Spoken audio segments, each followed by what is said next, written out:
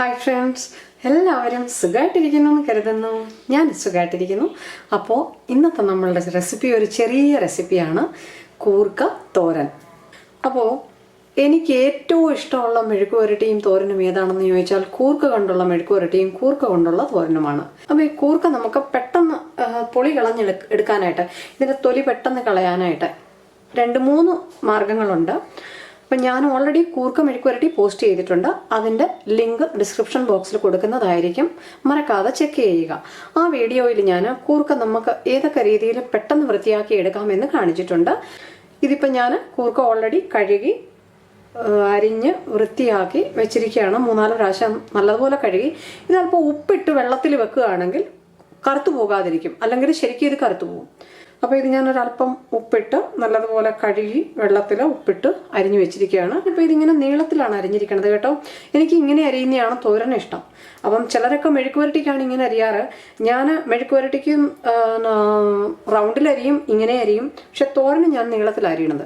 അപ്പം നിങ്ങൾക്ക് എങ്ങനെ ഇഷ്ടമുണ്ടോ അങ്ങനെ അരിഞ്ഞോളൂ, ഒരു കുഴപ്പമില്ല.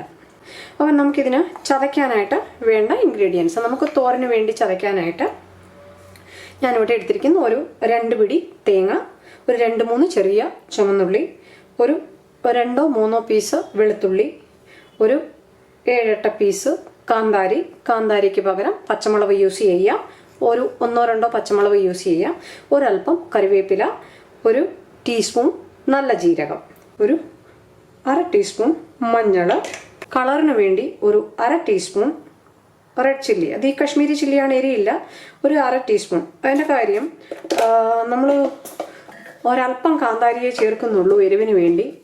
കൂർക്ക തോരൻ ഉണ്ടാക്കുമ്പോൾ എനിക്ക് എപ്പോഴും ഒരു റെഡിഷ് കളർ കിട്ടുന്നതാണ് എനിക്കിഷ്ടം. ചിലർ കാന്താരി കൊണ്ട് മാത്രം ഉണ്ടാക്കാറുണ്ട്, ചിലർ പച്ചമുളക് മാത്രം ഉപയോഗിച്ചും തോരൻ ഉണ്ടാക്കാറുണ്ട്. അപ്പം നമുക്കിതൊന്ന് ചതച്ചെടുക്കണം. ഇത് ചതച്ചെടുക്കാനായിട്ട് മിക്സിയിൽ ഒരു പ്രാവശ്യം ഒന്ന് കറക്കിയെടുക്കാം, ഗ്രൈൻഡ് ചെയ്ത്, അല്ലെങ്കിൽ നമ്മൾ ഓക്കിലിയിലിട്ടും നമുക്കിങ്ങനെ ചതച്ചെടുക്കാം. ഞാനിതിപ്പോൾ ഇത് ഓക്കിലിയിലിട്ടത് ചതച്ചെടുക്കാൻ പോവാണ്. എന്നിട്ട് നമുക്കിനി കടുക് വറക്കാൻ വേണ്ടത് ഒരു 1-2 ടേബിൾ സ്പൂൺ വെളിച്ചെണ്ണ, ഒരൽപ്പം കടുക്, ഒരു 2 വറ്റൽമുളക്, ഒരൽപ്പം കറിവേപ്പില. ഇതിൻ്റെ കൂടെ ചിലർ ഉഴുന്നുപരിപ്പ് കടുക് പൊട്ടിക്കാനായിട്ട് ചേർക്കാറുണ്ട്. ഞാൻ ഉഴുന്നുപരിപ്പ് അവോയ്ഡ് ചെയ്തു. എനിക്ക് കൂർക്ക തോരനിൽ ഉഴുന്നുപരിപ്പ് ആഡ് ചെയ്യുന്നത് അത്ര ഇഷ്ടമല്ല. മറ്റ് ചില തോരനുകളിൽ ചീരയിലൊക്കെ ഞാൻ ആഡ് ചെയ്യാറുണ്ട്, പക്ഷേ ഇതിൽ ഞാൻ ആഡ് ചെയ്യാറില്ല. അപ്പം നിങ്ങളുടെ ഇഷ്ടത്തിനനുസരിച്ച് ഉഴുന്നുപരിപ്പ് പൊട്ടിക്കണമെന്നുണ്ടെങ്കിൽ പൊട്ടിക്കാവുന്നതാണ്. നമുക്ക് കുറച്ച് ചുമന്നുള്ളി വേണം. ചുമന്നുള്ളിക്ക് പകരം സവാള വേണമെങ്കിൽ നിങ്ങൾക്ക് എടുക്കാം. ഞാനിവിടെ സവാളയാണ് എടുത്തിരിക്കുന്നത്, ഒരു സവാള ചെറുതായിട്ട് അരിഞ്ഞത്. ഒത്തിരി അങ്ങ് കനം കുറച്ചരിയേണ്ട കാര്യമൊന്നുമില്ല. തോരനൊരിച്ചിരി വെന്ത് പോകാതെ കിടക്കുവാണെങ്കിൽ നല്ലതാണ് സവാള. ചെറിയ ഉള്ളി ഇടുവാണെങ്കിൽ കൂർക്ക തോരന് കൂടുതൽ ടേസ്റ്റി ആയിരിക്കും. ഞാനൊരു പാൻ വെച്ചിട്ടുണ്ട്. പാൻ നല്ലതുപോലെ ചൂടായിരിക്കുകയാണ്. അതിലോട്ട് നമ്മൾ എടുത്തു വെച്ചിരിക്കുന്ന 1-2 ടേബിൾ സ്പൂൺ വെളിച്ചെണ്ണ ഒഴിച്ചു കൊടുക്കുക. 1 സ്പൂൺ ഒഴിച്ചാലും മതി. എണ്ണയൊക്കെ കഴിക്കാൻ പറ്റാത്തവരാണെന്നുണ്ടെങ്കിൽ കഴിയുന്നതും എണ്ണയൊക്കെ കുറയ്ക്കുക. എണ്ണയൊന്ന് ചൂടായി വരുമ്പോൾ ഈ കടുക് അങ്ങ് ഇട്ട് കൊടുക്കുക.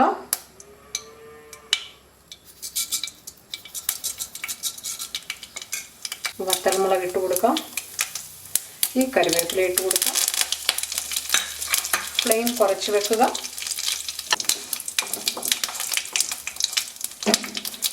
മുളകൊന്ന് മൂത്ത് വരുമ്പോൾ ഈ ഉള്ളി അങ്ങ് ഇട്ട് കൊടുക്കുക.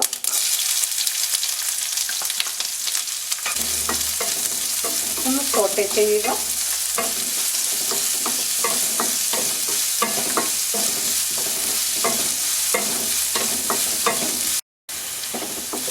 നമ്മുടെ സവാളയൊന്ന് ഒരുവിധം ഒന്ന് വഴണ്ടിട്ടുണ്ട്. ഒത്തിരി അങ്ങ് വഴറ്റണ്ട സവാള. ഇതിനകത്തോട്ട് നമ്മൾ അരിഞ്ഞു വെച്ചിരിക്കുന്ന കൂർക്ക അങ്ങ് ഇട്ട് കൊടുക്കുക. എന്തിനാണിപ്പം കൂർക്ക തേങ്ങ ആഡ് ചെയ്യുന്നതിന് മുന്നേ ഇടുന്നതെന്ന് ചോദിച്ചാൽ, ചിലർ തേങ്ങ മുന്നേ ആഡ് ചെയ്യാറുണ്ട്, നിങ്ങൾക്ക് അങ്ങനെയും ചെയ്യാം. പക്ഷേ ഈ കൂർക്ക ഒന്ന് വഴറ്റിയിട്ട് നമ്മൾ തേങ്ങ ആഡ് ചെയ്യുന്നതാണ് നല്ലത്.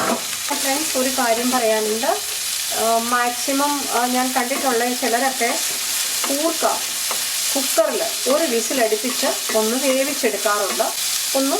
ഒരുവിധം ഒന്ന് വേവിച്ചെടുത്തിട്ട് പിന്നെ കടുക് വറുത്ത് തേങ്ങയൊക്കെ ഇട്ട് അതിലോട്ട് കൂർക്ക ഇട്ടാണ് ചിലരൊക്കെ തോരനുണ്ടാക്കുന്നത്. നിങ്ങൾക്ക് അങ്ങനെ വേണമെങ്കിലും ഉണ്ടാക്കാവുന്നതാണ്. പക്ഷേ ഞാൻ അങ്ങനെ പ്രിഫർ ചെയ്യാത്തത് നമ്മൾ ഇങ്ങനെ ഉണ്ടാക്കുകയാണെങ്കിൽ നമ്മൾ അരപ്പ് കൂടെ ഇട്ടിട്ടാണ് ഈ കൂർക്ക വേവിക്കുന്നത്.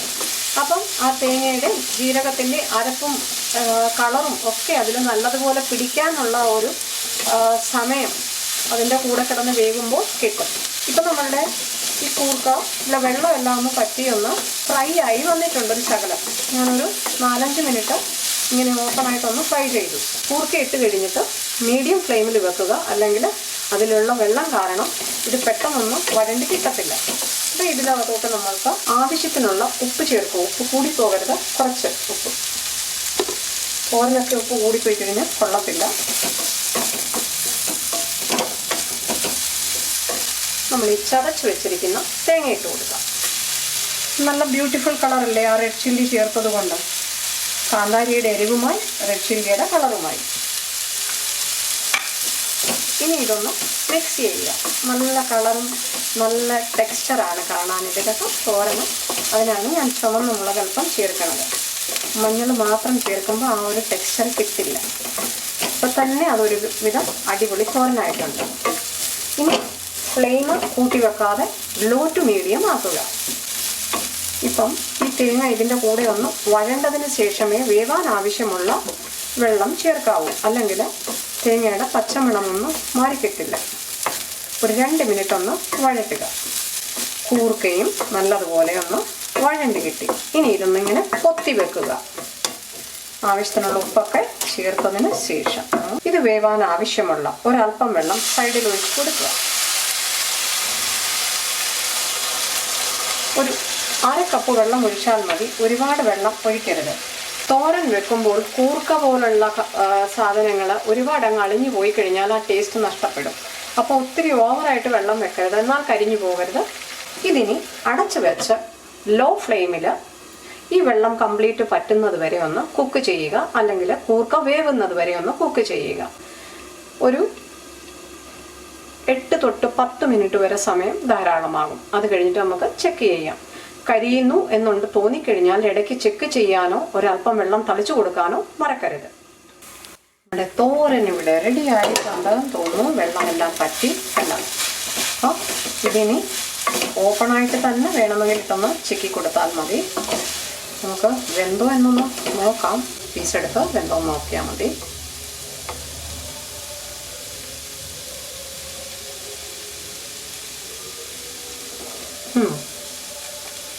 നമ്മുടെ തോരനിവിടെ ആവശ്യത്തിന് നല്ലതുപോലെ വെന്തിട്ടുണ്ട്. നമുക്കിത് സെർവിങ് ബോളിലോട്ട് മാറ്റാവുന്നതാണ്.